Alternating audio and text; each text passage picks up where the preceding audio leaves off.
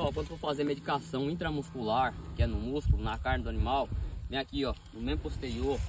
Evite fazer na garupa, tá? Nessa parte aqui, porque tem cortes nobres. Vai fazer nesses músculos aqui posteriores, tá? No membro pélvico.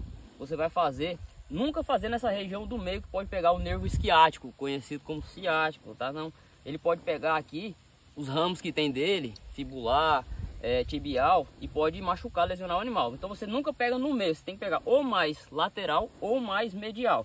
Tá vendo que até tem um suco aqui do local onde passa o nervo? Então você vai pegar mais, como eu falei, mais lateral, que é para fora, ou mais medial. Então eu venho aqui, ó, mais lateral, você vem, a agulha aqui é fininha nesse animal, você dá uma puxadinha para ver se não pegou vaso nem nada. Não pegou, só administrar, beleza?